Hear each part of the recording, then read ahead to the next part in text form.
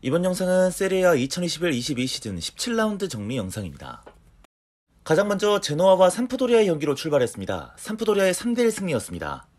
가비아디니의 선취골로 시작됐던 이번 경기는 카푸토가 추가골을 후반에 집어넣더니 반웨스턴의 자책골까지 나오면서 승부는 완전히 기울었습니다.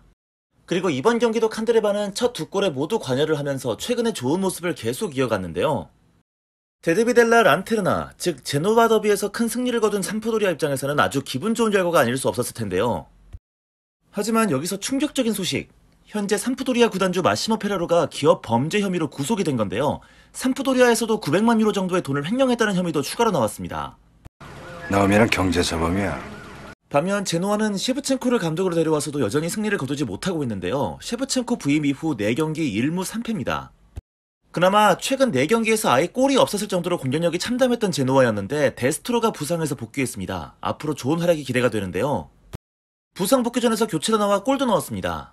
다음 피오렌티나와 살레르니타나의 경기는 피오렌티나의 4대0 대승으로 끝났습니다. 보나벤투라가 아웃프런트킥으로 선취골을 만들었는데요. 이번 경기 역시 피오렌티나의 주인공은 누가 뭐래도 블라우비치였습니다. 이번 경기 멀티골, 참 감탄이 많이 나옵니다. 어떻게 저렇게 간결하게 슈팅을 때리는데 힘이 실릴 수 있는지 궁금하거든요. 지난 시즌 활약이 플루크가 아니었습니다. 블라우비치는 시즌 15골째를 기록하면서 리그 득점 단독 선두로 뛰어올랐습니다. 그나저나 완전히 달라져버린 피오렌티나인데요. 지난 시즌 리그 13위를 기록하면서 거둔 승리가 단 9승이었는데 이번 시즌 벌써 10승을 기록했습니다. 이 모든 것이 가능할 수 있었던 것, 당연히 새 감독 이탈리아노 덕분이 아닌가 싶습니다. 이탈리아노. 17라운드 세 번째 경기는 베네치아와 유벤투스인데요. 두 팀은 1대1 무승부를 기록했습니다. 전반부터 유벤투스에게 큰 악재가 있었죠. 에이스 디발라가 전반 12분 만에 부상을 이유로 교체 아웃이 된 겁니다. 여기서부터 이번 경기 결말이 예상이 됐는데요. 그럼에도 불구하고 유벤투스는 선취골을 뽑아냅니다. 선취골의 주인공은 모라타였는데요. 모라타가 넣었다는 사실만으로 사실 유벤투스가 이길 줄 알았습니다. 하지만 여기서 알레그리 감독 특유의 쫄보 근성이 나오고 말았는데요. 너무 일찍 내려앉기 시작했죠. 새가슴입니다. 결국 베네치아에게 동점골을 내주고 말았습니다. 좀처럼 유벤투스의 페이스가 올라오지 않고 있는데요. 유벤투스 팬들에게는 끔찍할 순위 7위에 계속 머물러 있습니다. 그래도 한 가지 다행스러운 점은 디발라의 부상이 심하지 않다는 겁니다. 다음 경기 웬만하면 출전할 수 있을 것으로 보입니다. 다음은 우디네세와 밀란입니다. 두 팀 역시 1대1 무승부를 기록했습니다. 전체적으로 이번 경기 밀란은 지나치게 선수들 간의 간격이 벌어지는 경향이 심했습니다.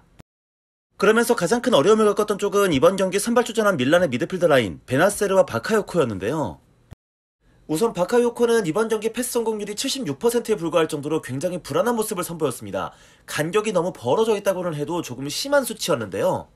그리고 베나세르는 이 한 번의 패스 미스가 결국은 우디네스의 선취골로 이어지고 말았습니다.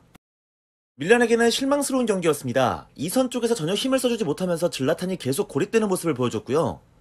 피올리 감독은 후반부터는 대놓고 롱볼 위주로 질라탄의 머리를 노리는 전략으로만 일관하곤 했습니다. 밀란의 패배가 눈앞에 있었는데요. 이게 되네요. 질라탄이 동점골을 넣습니다. 92분에 극적인 동점골을 집어넣으면서 밀란은 가까스로 승점 1점이라도 챙겨갈 수 있었습니다.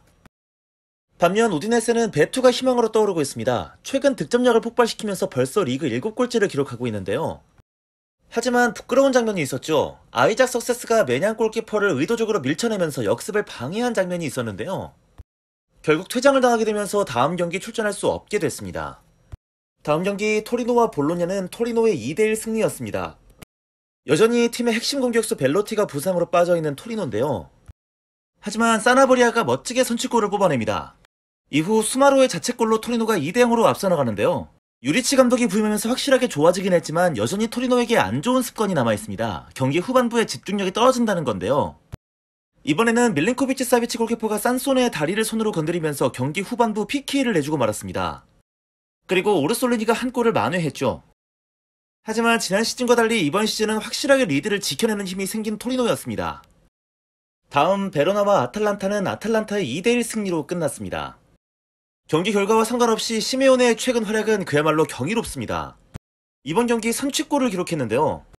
자신의 한 시즌 커리어 하이가 14골인데 이번 시즌은 16경기를 뛰고 벌써 12골을 기록하고 있습니다. 그러면서 현재 리그 득점 순위 3위에 올라 있습니다. 득점왕도 노려볼 수 있는 페이스인데요. 시메오네를 임대로 내준 칼리아리는 울고 있습니다. 너무나 빈곤한 득점력으로 현재 강등권에 위치해 있는데요. 운이 진짜 존나게 나쁘죠? 넌 진짜 운이 존나게 나빠. 어쨌든 한 골을 먼저 내줬지만 아틀란타에게 전혀 문제가 되지 않았습니다. 곧바로 2골을 넣으면서 역전을 시켰는데요. 아틀란타가 무서워지는 이유는 여기에 있습니다. 로테이션 멤버들까지 점점 기량이 올라오고 있다는 건데요. 이번 경기는 미란 축구와 코퍼미너스가 골을 합작해냈죠. 현재 리그에서 가장 페이스가 좋은 아틀란타입니다. 벌써 6연승을 기록하면서 어느새 3위까지 올라섰습니다.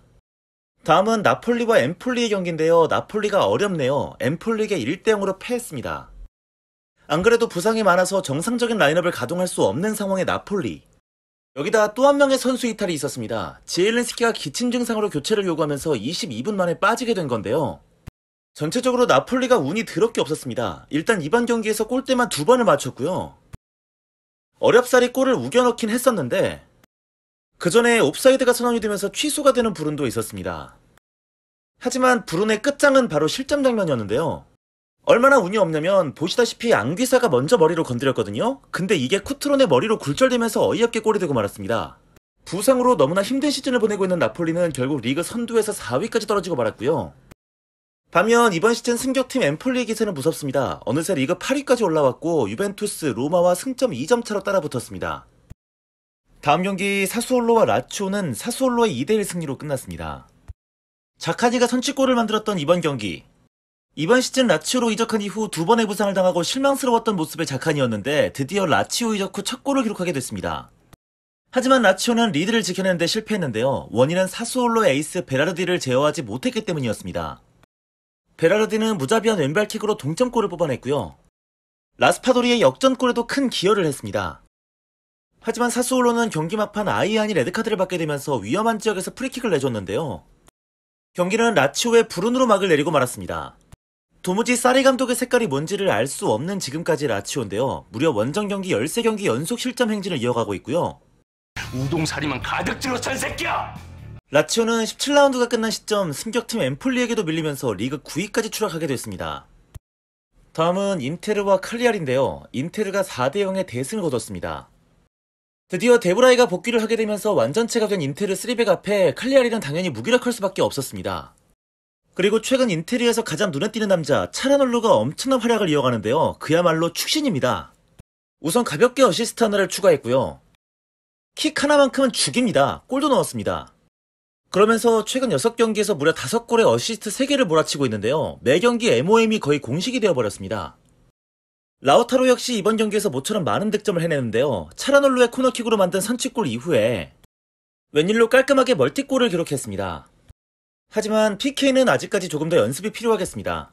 모든 것이 다 좋은 최근의 인테르입니다. 특히 둠프리스도 확실히 적응해가는 모습을 보여주고 있는데요.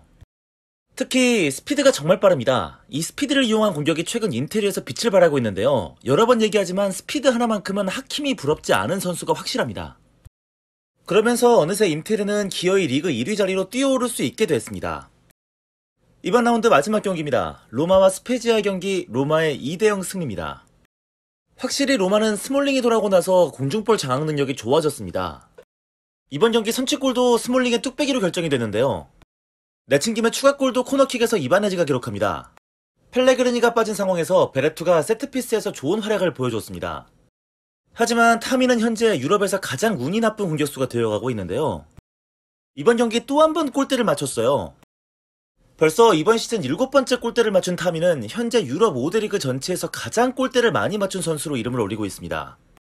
작은 해프닝도 있었죠. 아페나기안이 이번 경기 퇴장을 당했는데요. 교체로 나와서 골을 넣긴 넣었는데 문제는 골을 넣기 전에 고의로 팔을 휘두르면서 공을 잡아놓고 슈팅을 때렸던 것이죠.